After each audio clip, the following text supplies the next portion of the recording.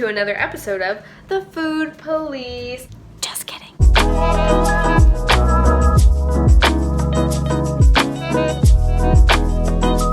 Cortisol is a stress hormone. It is released in response to a stressful situation, so it's part of that fight or flight response, also part of a normal day. You get tiny amounts of cortisol throughout the day, and a healthy cortisol release would look like a spike in the morning, and then it tapers off through the evening so that you're ready for bed. Some imbalance looks like maybe you're not getting that spike in the morning, so you're not ready to get out of bed. A spike at the wrong time, so you could get it at night and then you can't sleep or you can't stay asleep. It could also look like a crazy amount of cortisol throughout the whole day. So now we ask, what is causing these cortisol imbalances? Stress. Your body doesn't know the difference between you fighting a coworker, trying to meet a deadline, and fighting off a lion. It's going to register that as a need to stay alive. We are on so much that you don't have time to relax and you don't have time to release that tension that's built up over time.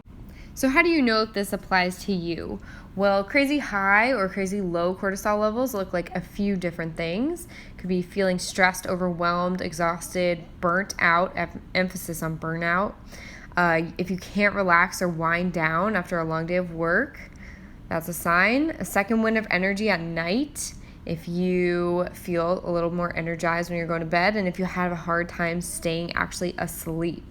If you wake up in the middle of the night hungry, that's a sign.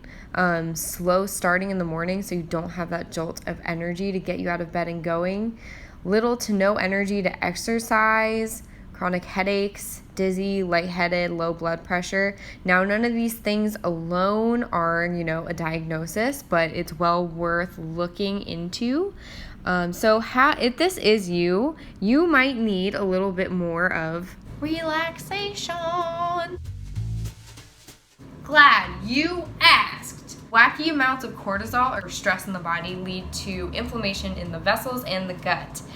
Inflammation in this way can lead to food intolerances, getting sick a lot of the time, malabsorption of nutrients, so the food you're eating doesn't actually get absorbed into the body, a waste of money, weight fluctuations, fertility problems, cardiovascular disease. Because we live in a super stressed out society, it's really easy to forget or not realize or not know that normal levels of cortisol are possible and you deserve it. The trick here is that there is no one trick. There's no pill. There's no one recommendation. It's a lifestyle change. Let's get some information. Let's explore what to do about your stressed out lifestyle.